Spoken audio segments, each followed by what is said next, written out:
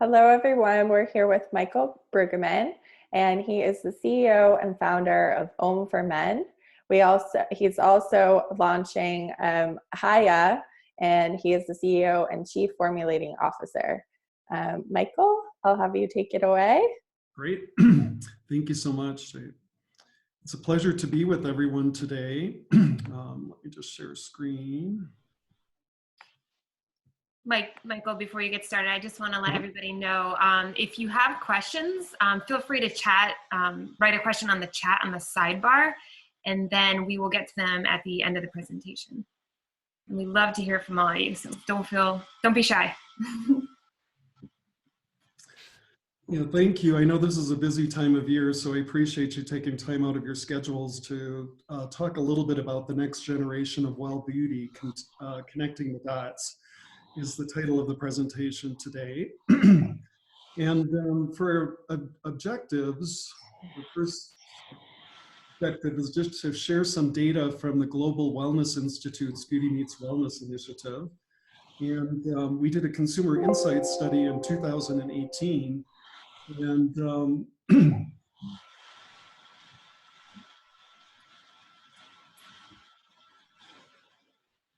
pardon me, my battery was running low, so I wanted to definitely plug in the computer so we didn't get interrupted during the presentation.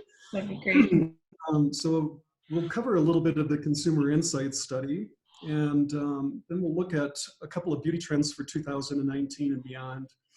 And then, if you'll indulge me, I don't like to do any self-promotion typically in presentations, but I'll walk you through a little case study of Haya, which is a brand that I'll be launching in 2020 that really incorporates a lot of the trends and a lot of the new thinking on what I would call the intersection between beauty and wellness.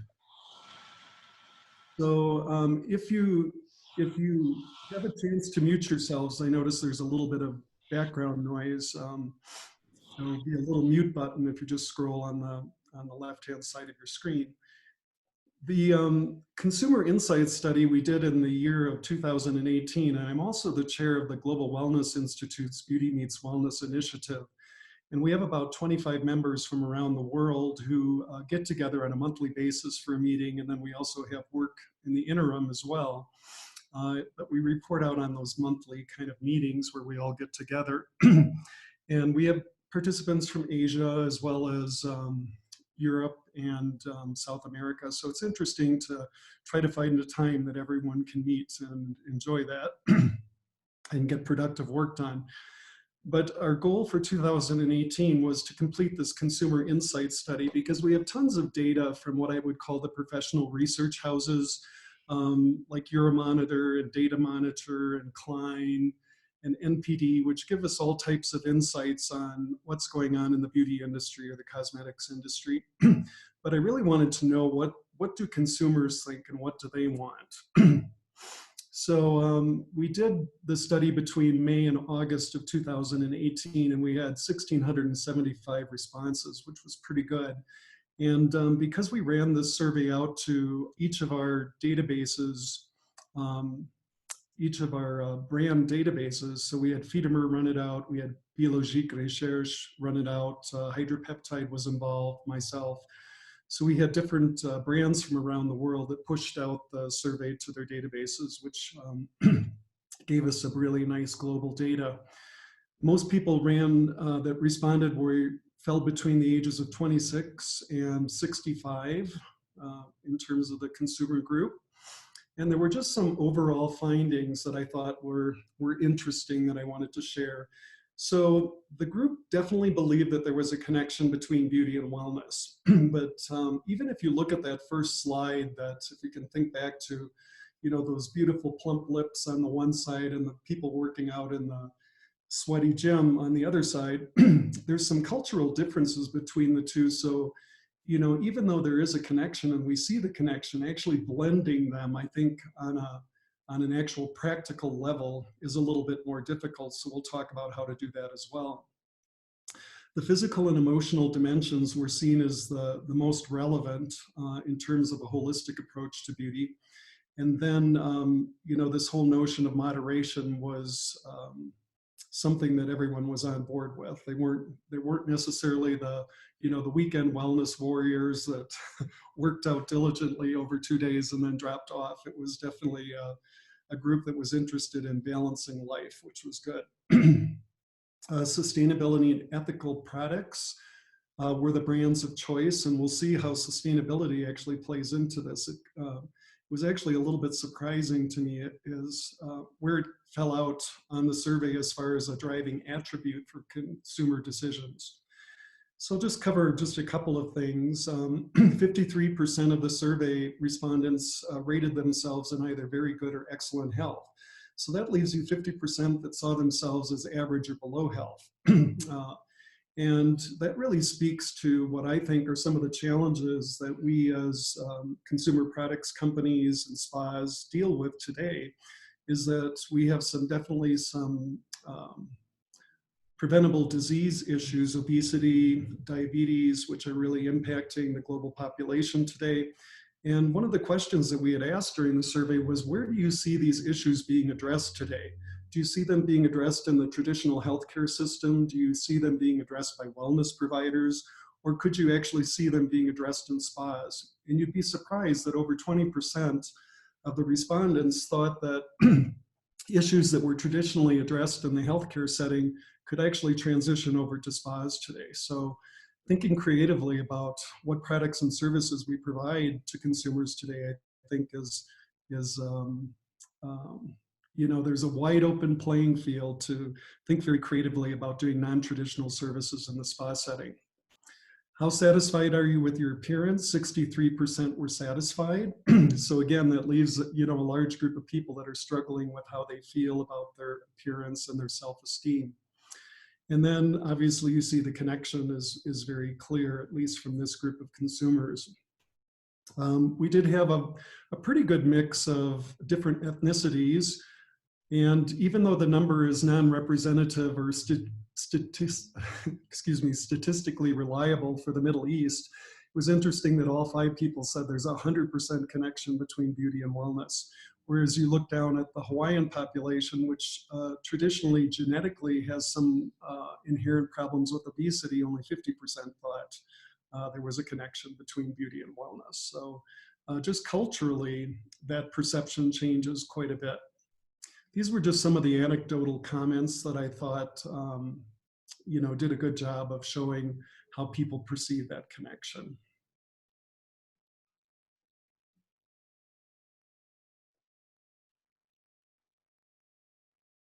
So that led us to kind of a chicken and egg question. Does wellness lead to beauty, or does beauty lead to wellness, or how are they connected? And it really is a self-reinforcing relationship. As you can see, there's a need to feel good, to look good, and then also the need to look good to feel good. So both of those are at play at all time in a sense of duality that really coexists between them.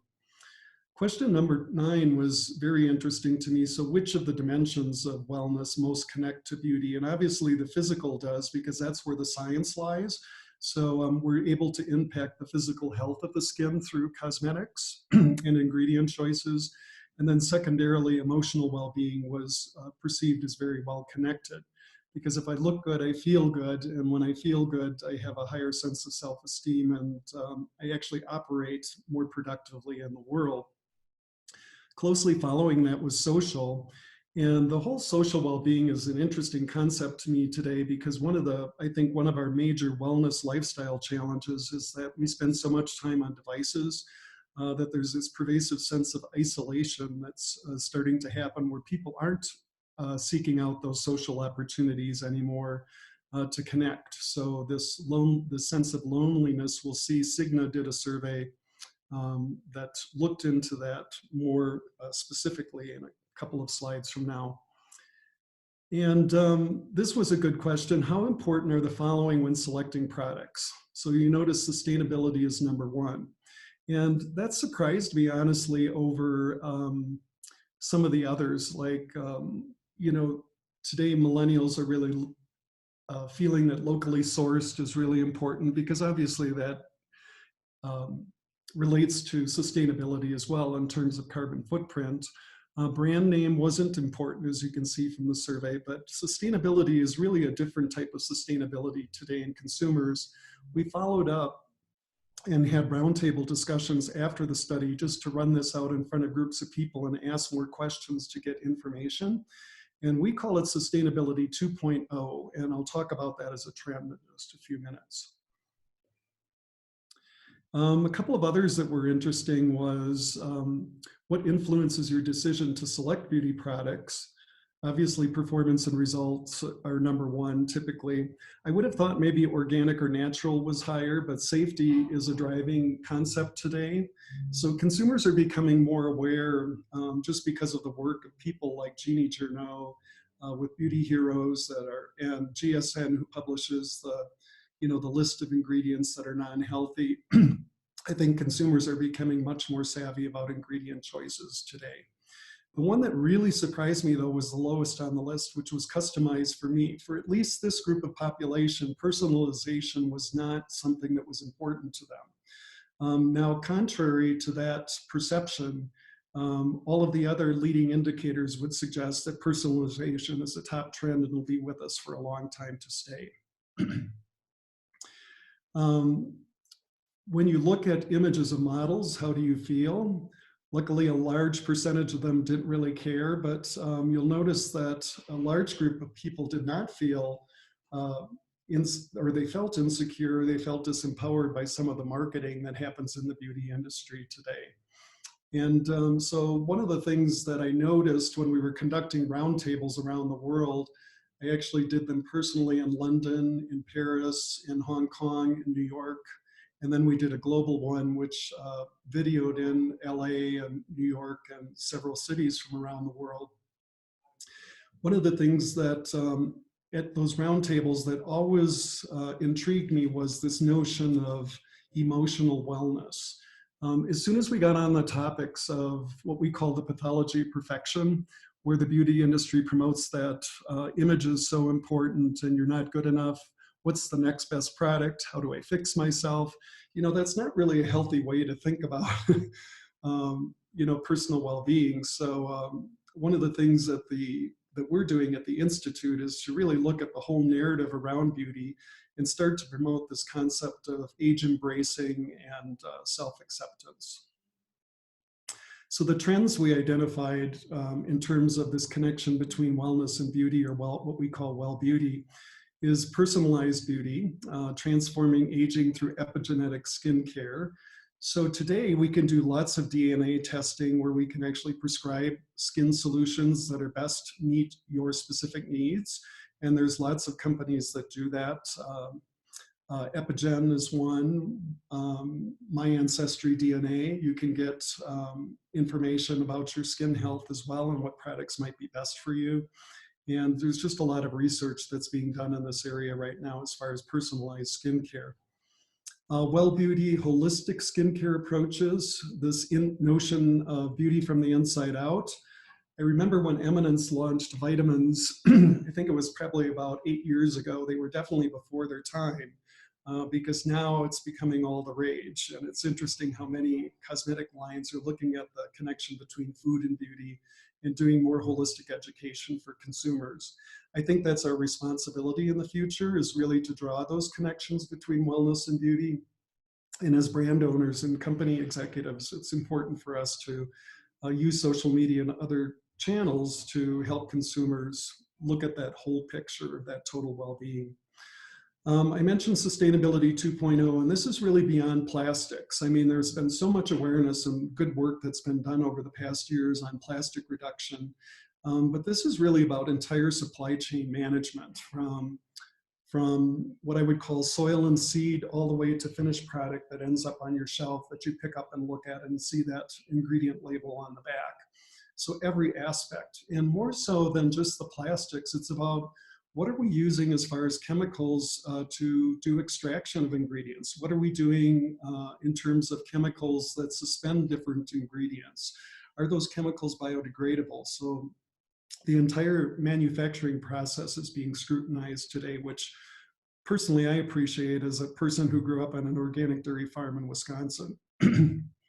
And then psychodermatology, and this is that well beauty through positive emotions and self-image.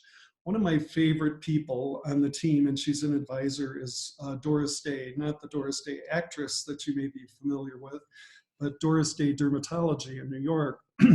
Doris is probably on every talk show on probably once a day, almost just because of her reputation in doing holistic dermatology.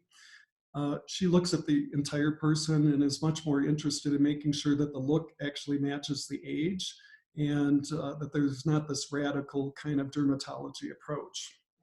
She's one of the advisors of our team and someone who I personally interact with and enjoy a lot. So now if you'd indulge me, I'd like to just kind of share with how a case study of how I looked at all of this data and looked at this information. You know, I was asked early on, you know, do you ever want to do a women's line because we love your men's line so much? I've heard that from I can't tell you how many estheticians. And I said, no, I don't think the world needs another woman's product because there's just so many of them on the market. And then over the years and listening to the data and listening to consumers, I started to see a gap that was really missing in the industry. So that's really the essence of Hiya. So why Hiya in this crowded marketplace? Because I really believe that there's a new era of skincare emerging that looks at this whole notion of beauty and wellness. Right now, the beauty industry is valued at just a little over $1 trillion, and this is statistics that are generated by the Global Wellness Institute. So the Global Wellness Institute has defined about 12 different sectors in the wellness economy, including physical fitness, including hotels, wellness tourism, governmental wellness, where government agencies are promoting wellness in different countries today. So there's a lot of different sectors of the economy, and we happen to occupy the largest bubble. So we actually add the most value to the wellness industry. So changing this conversation from the pathology of perfection or anti-aging to this new age-embracing narrative is something that my initiative is really focused on.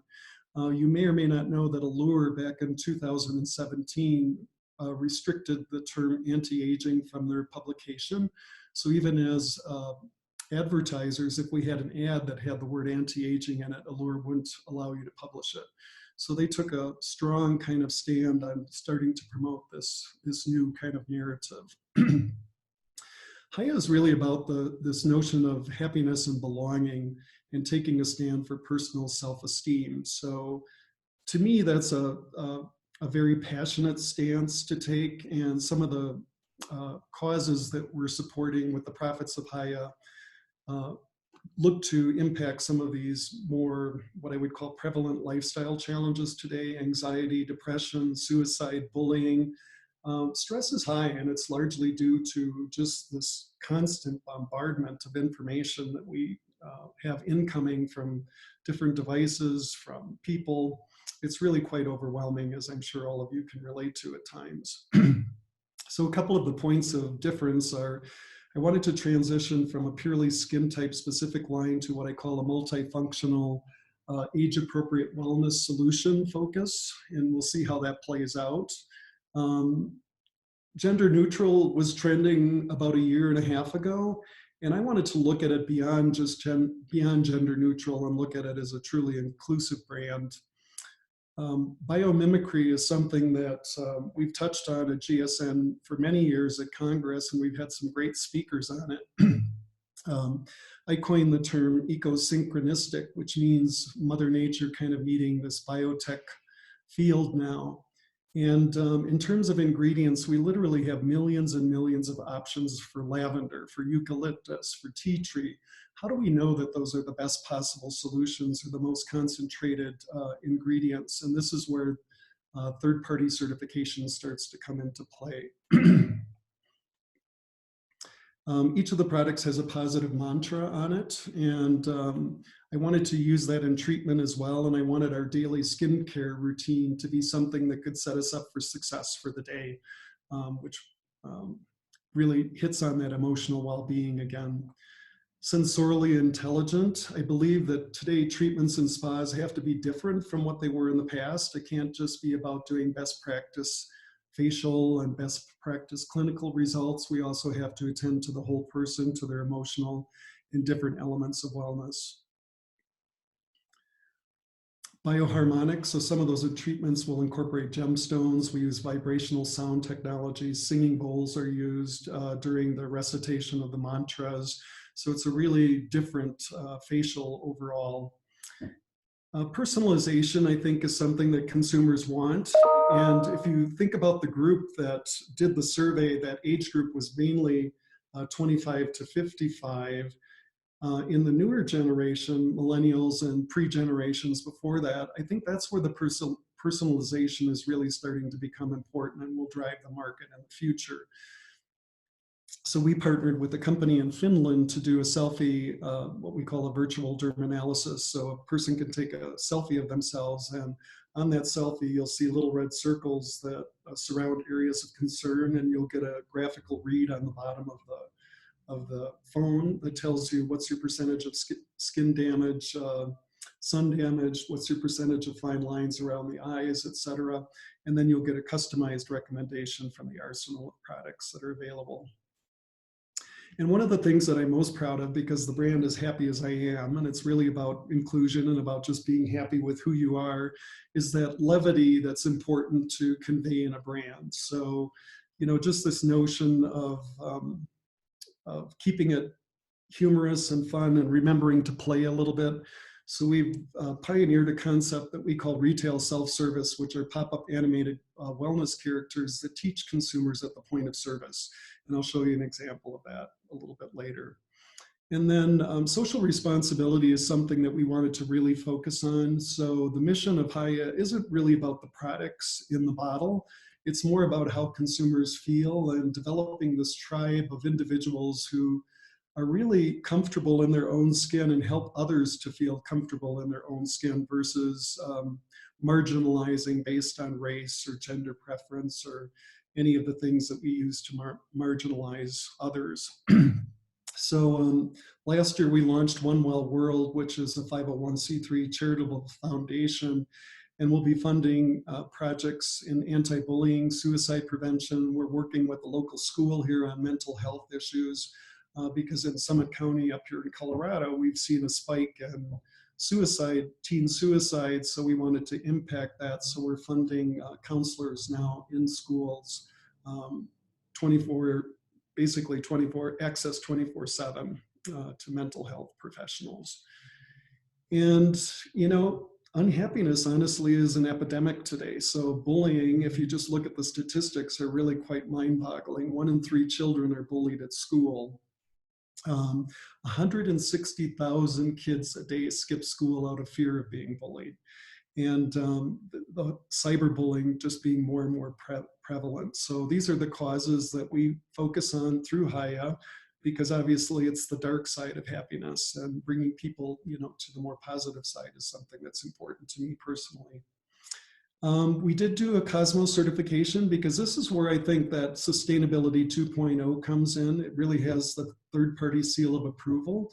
And I have to tell you, after going through the certification process of even our own distribution facility here, in terms of how it's constructed, our traceability processes, and then everything from the bottle that we choose to the applicator that the pump that we use to the mechanisms within the pump. I mean, it becomes very, very scrutinized. And even though third-party certifications were not seen as high by consumers or highly important, I chose it more so just from my own professional stance on the issue of sustainability, because I believe the certification really does drive you to be as sustainable as you possibly can be.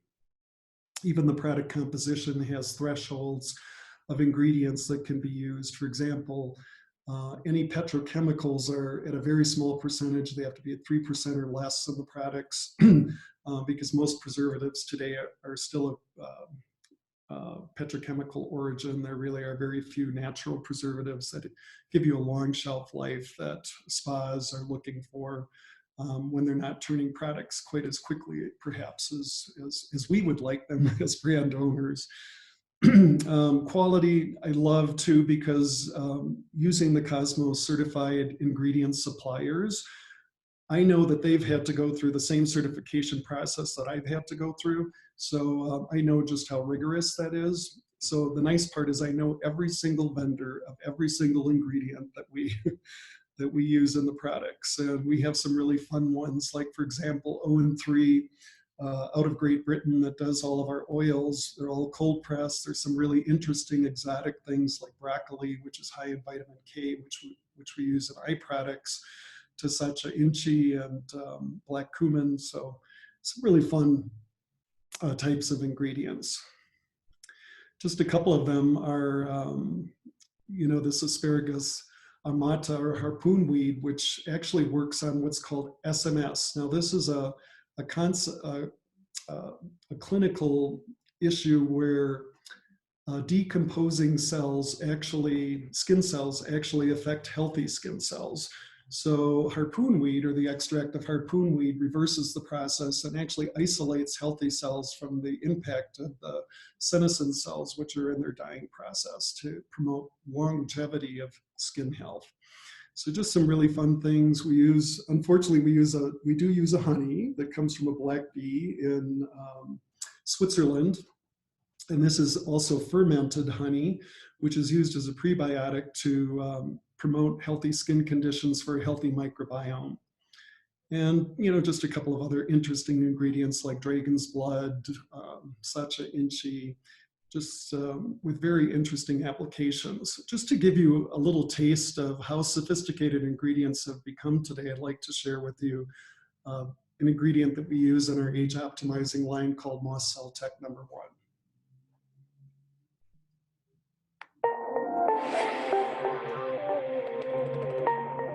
Mibelle Biochemistry presents Moss Cell Tech #1, the first cosmetic active ingredient based on moss tissue culture. Mosses conquered the Earth 470 million years ago, which shows how extremely resistant they are to climate change. They inhabit regions today where no other plants can grow due to their extraordinary ability to adapt. Yet thousands of moss species are now endangered, and the collection of moss in the wild is no longer sustainable. Mibelle Biochemistry has found the solution. Growing moss as culture in the lab with the innovative and sustainable Moss Cell Tech technology. Latest research shows that the active ingredient in Moss Cell Tech #1 maintains cell nucleus health, resulting in a novel anti-aging concept. Every cell in our body contains a nucleus in which the DNA, our precious genetic information, is stored. The nucleus contains holes through which different molecules such as RNA and proteins need to be imported and exported. Up to 5 million molecules per second are transported through each nucleus. This incredible feat of nature allows for the cell to quickly and efficiently adapt to changes in the environment. As we age, the nucleus transport system becomes less efficient due to changes in the composition and architecture of the nucleus. This results in less resilient skin. Moss Cell Tech #1 has shown to rejuvenate the cell nucleus structure. Improved cell nucleus health results in a youthful, hydrated skin with activated skin resilience against urban impacts. Moss Cell Tech #1, the latest biotech innovation from Mibelle Biochemistry for nucleus health.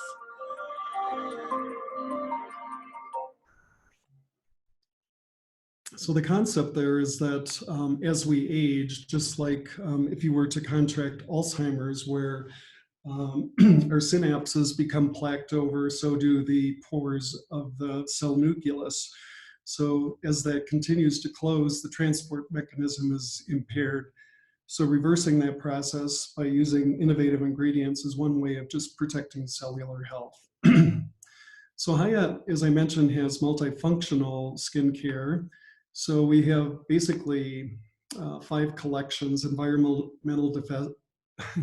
stress and defense, microbiome and oil balancing, the age optimizing line, the high definition restructuring, and then the advanced wellness solutions. Environmental defense speaks to all of the blue light that we're exposed to every day, and also the pollution in urban environments. And this typically leads to skin sensitivity. And interestingly enough, normally we use detox ingredients in acneic skin or hormonally imbalanced skin. And I incorporated a lot of detox ingredients in the actual environmental defense line because I felt it was more important to reset the skin to its natural canvas as quickly as possible. So most of these environments actually come from the marine microbiome and are very effective because of their placement within the biosphere. So it's mostly ocean marine ingredients in this line. And as I mentioned, it's multifunctional, so it hits on a lot of different issues and different concerns. The microbiome is a new frontier in skincare, and it's something that there's lots of conferences on right now because it's largely an unknown field. We know about the gut microbiome connection, but skincare is absolutely a new frontier. Unfortunately, most of the probiotics today don't survive the preservative system in skincare. So the new wave is to look at innovative encapsulation that will allow the probiotic to actually survive the preservative until it comes in contact with the skin. And then through the heat of the skin actually releases the encapsulation and allows you to have the microbiome benefits of the probiotic. We use some fun ingredients, including a glacial mud that comes from Canada that's harvested in the provincial parks below the glacier. This company has a patent to actually harvest 3 inches of silt that falls out of the glaciers that was trapped for literally millions of years. So it's a really kind of fun, interesting ingredient that also promotes skin health in the biome. The age optimizing line is really about that cellular health, as we talked about, using that Moss Cell Tech. Most of these ingredients are going to come in from the shade-grown areas, or what I call the North American forests. So we're really blending the indigenous wisdom of Native Americans with science today in that particular line. So DNA support, collagen support are going to be important. This is for the person who is in their 30s and is trying to ward off aging as long as possible. And then you come to my stage of life where we have more mature skin, or what I call lived-in skin. And so I need more of the restructuring and the brightening that comes with age, that all of that sun exposure that we've had over the years. Most of these ingredients are very fun. Actually, they come from the Australian outback. So we have pepperberry and Muntari berry and wattle seed and desert peach, and just a lot of interesting ingredients that survive these extreme temperatures and heat. Advanced wellness solutions are masks and eye products and what I call scrubs, and they all fall in that category. And we've moved beyond the food trend and actually included some blue zone diet and blue zone ingredients. And if you're unfamiliar with the work of Dan Buettner, who's popularized blue zones, there are areas of the world where people live in excess of 100 years routinely. And so he studied what are the foods that people are eating, what are they actually doing, what does the social structure look like? And it's a fascinating book if you get time to read it, because it really gives you some good insights into what types of ingredients we should be incorporating into skincare.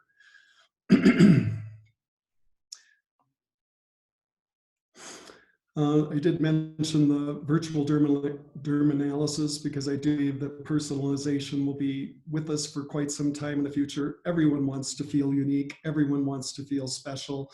So the more we can customize and pull products across different lines for them so that they get a customized solution is going to be beneficial in the future. And lastly, before I end, I just wanted to finish up with a little example of our retail self-service, or our animated characters. We have a cast of wellness characters. Each of them are focused on a different dimension. And basically at the point of sale area, you can scan a QR code and the app will pop up on your phone. And there's a whole list of titles that you can select from if you want to learn more about environmental defense, if you want to learn more about environmental defense or microbiome balancing or high definition restructuring, there's opportunities to do that via our animated characters.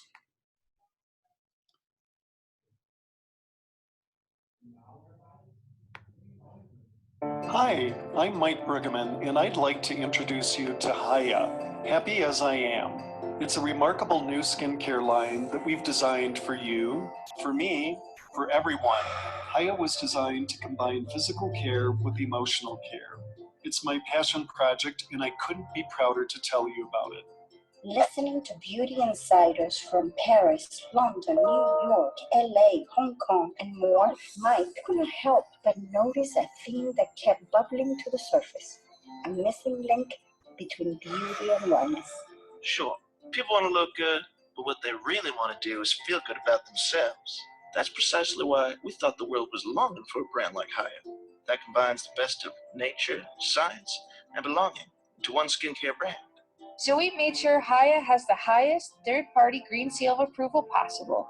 But since you can't just put organic mud or fruit in a jar, our process didn't stop there. Next, we turned to science. And it just so happens that our timing couldn't be better, because today in the skincare industry, you'll find a virtual cornucopia of cutting-edge, natural ingredients available to empower your products. We partner with some of the most sophisticated ingredient suppliers in the world that specialize in green science, committed to combining the best of science and nature. Remember, we'll always have a More button available so you can find out as much as you'd like about the phenomenal ingredients used in Haya products. And to keep it simple, we've divided the products into 5 different color-coded collections, each with their own cleanser, toner, serum, and moisturizer, with each step numbered to keep life easy. But here comes the most important part. We wanted to make sure that something as basic as your daily skincare routine could inspire confidence and self-esteem. So each and every product has its own carefully selected affirmation. Psychologists agree that affirmations are important tools in the arsenal of ways people maintain their own well-being. Can you tell we're taking a stand for self-esteem? Our groundbreaking, clean, and results-driven line is meant to encourage you to believe in yourself because we believe in you. Welcome to Haya, where you belong.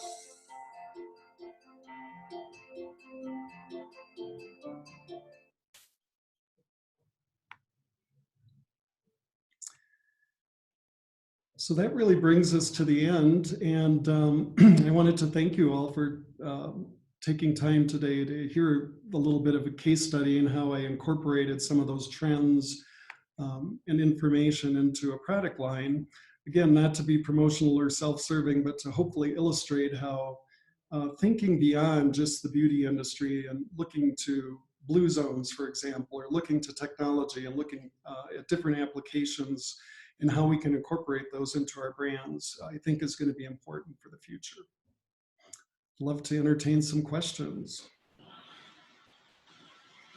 Yeah, well, my first question too, well, I wanted to applaud you too for just how much conscious and awareness you put into all the ingredients, all the research, all the, I mean, even down to emotional intelligence, which we just had a summit based on that and how that's incorporating into wellness. And it just, I applaud you, and the planet loves you too for thinking of all these things and not just unconsciously throwing a product out there. So that's definitely where we all need to be headed, and it's companies like you that are moving forward doing that. So thank you. Did that research, which I think is so great, and thank you for sharing it, is that public? I think that's very valuable. And did that help you come up with Haya? Like, did you do that research to help you brainstorm your next big idea, or was that something you were planning to do anyway? It's such a great question because, like I said, I really wasn't wanting to do another skincare brand, and it's so funny. I can't tell you how hard it was to do this the second time around because I know so much more. When I did the first brand, Organic Male, my knowledge in the industry was much, there just I wasn't as smart, let's put it that way. I like to be an eternal learner. And so, I really didn't have an intention to do it, but definitely the research definitely help spur, or for me to explore different areas. And that's why I really love going to the Global Wellness Summit, and also, just the information that we get from iSpa every year and other great conferences that we go to spur thinking outside of just the beauty industry. And I think that's key, is that if we keep looking to our own industry, we'll never innovate and move beyond it. Yeah. Oh, by the way, the research is for free. If you go to the Global Wellness Institute, you'll see the whole section on research, and it's called wellnessevidence.com. And the one thing I love about Global Wellness Institute is all of our research is for free, so we don't charge you for it, whereas everywhere else we pay for it. Yes, it's so valuable. And we at GSN too are starting to do research too, which is, telling us what's holding people back from being more sustainable. Is it money? Is it resources? What is it? So we can, be the best, all of us can move forward in the best possible way. Absolutely. And know where to look for answers and what's holding us all back. Shay, do you have anything? I just am so impressed with everything that you're doing and inspired by you. I know that you can just tell that it's like a whole. You've incorporated everything into not just Haya but also Om for Men, and it's just a whole way of life. Even it's wonderful. Yeah. It is fun, and it's fun. It's actually fun meeting consumers where they're at and helping them grow, like with the brand, and growing in the whole wellness space themselves, and listening to their stories, and then incorporating, where they're at and what their challenges are. And hopefully you can extrapolate that and, address other people's needs at the same time. Yeah, the one thing I would suggest, for any brand owner who's, exploring new products, and we have such a wealth of ingredients that are natural today. Like the major companies like Dow Chemical have bought natural, ingredient, subsidies that are underneath them. Air Liquide, which is the big, healthcare provider, owns several ingredient companies that only do work in the natural space right now. There's some vendors that are just doing groundbreaking work that it's just constantly mind-boggling to me what we can do epigenetically, how we can down-regulate gene expression to have a more healthy skin. If I'm producing too much oil, I have an enzyme in my skin called 5-alpha reductase. So if I can down-regulate that, gene, or work with my skin's own natural biochemistry, I don't have to fix something topically anymore.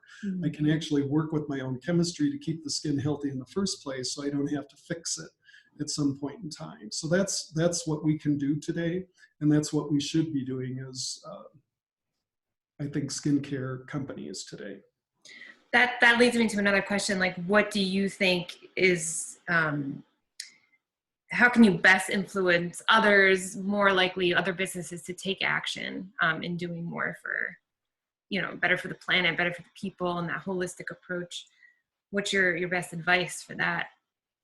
I love that we're all kind of in this space together and we all work together. I just had a conversation with Julie Andrews recently from Kirsten Florian, who launched that new brand as well, that new nice little natural brand that they've done as well. I think everyone's kind of pushing the envelope today and really looking to natural solutions. We have natural peptides today. We have natural the bioferments that are available, the stem cells that are available. We just have so much science that we can push forward as leaders ourselves, and other people come along with that because you're paving the way for that innovation and with other manufacturers as well. Mm-hmm. It's kind of like the wild, wild west a little bit right now. A lot of information, yeah. It is, and it's at such an infancy state yet. I can't wait to see what will happen in 10 years, because I think it'll be, just another whole game. The tricky part is we're working with the FDA, because there's ingredients today that are definitely doing things that are subtopical. So, the definition before of a cosmetic ingredient is something that's topically applied. Whenever you talk about treatment or going below the skin, then you're into an over-the-counter drug. But Yeah. guess what? We're regulating epigenetics today, and we're doing some things. So we've started this conversation. Is there a new category between, cosmetics and drugs that are out there today? So here's just one example. There's an ingredient called Ecotin, or Ectoin. It comes from a company called Bitop in Germany. And it's harvested it's called an extremophile, and these are microscopic organisms that live in hostile environments. So they might live in an underwater volcano, they may live in a geyser basin, they might live in a desert, on the surface of a desert, but they're just microorganisms that have adapted to these extreme conditions. So they use these extremophiles to develop an ingredient that actually is used in bronchial dilators. So if you're having an asthma attack and you use your bronchial dilator, you have that ingredient in it. Well, we have access to that ingredient for skincare. So think about it, you're stopping bronchial inflammation. Now we can do the same thing with the skin. That's not regulated yet today. No. So we're kind of on the cutting edge frontier, and so we definitely need to do some conversations with the FDA before they crack down. Yeah, really. You're already thinking of your next product. They'll end up stopping the industry from growing if we don't start to have these conversations. Yeah. I like that you've chosen socially responsible ingredients as well, that you're really thinking about the social impact with each company. It's so important. And, part of the Cosmos certification, you're driven to do that. And you literally, it's easier to use Cosmos certified ingredients, but unfortunately, because it's a European standard, a lot of them come from Europe. So I would say the next phase of work for me personally will be to go through each of those formulas and start to look at, can we get it more locally? Can we get it in the US? And then can we get that manufacturer certified by Cosmos so that we're reducing the carbon footprint? So that's the downside of the, the Cosmos certification right now, even though I like it because it's the most holistic, and all of the European standards got together and agreed upon that harmonized standard. So it's a really lovely, comprehensive standard, but you're pushed to use ingredients from Europe versus the US. Yeah. And it's because they're more sophisticated in Europe than we are. We're pretty I would say we're novices in the whole, aromatherapy and how we use naturals and how we've cultivated naturals, whereas Europe and India and Africa have been doing this for, centuries already. I have a personal question too. So what do you think is the most important thing we as even consumers can do for the planet, individuals?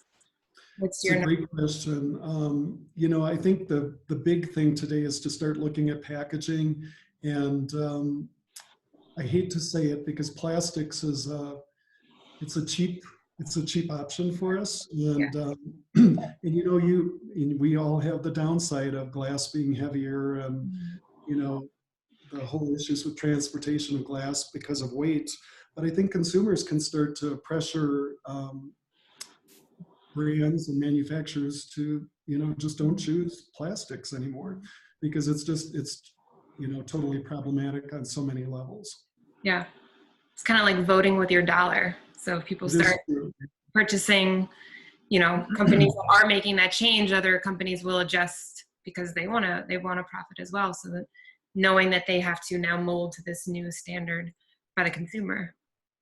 Yeah, one of the things we'll start doing too is we'll be looking at doing kind of a deep dive on some of the ingredients and help consumers understand that even the solvent, like if they see, for example, propylene glycol on the label, that's probably suspended some type of ingredient. But there's better choices today because that's not as biodegradable as other choices are. So we can even help, kind of educate the consumer to be even more aware of ingredients that they're purchasing that are non-biodegradable and hurting the environment as well.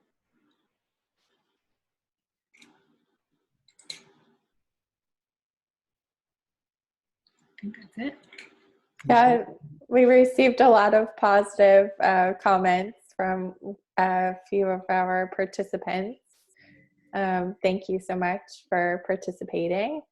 And thank you so much to Mike Brueggemann for joining us today. We really appreciate having you, and I've learned so much from you in just this past hour. It's amazing.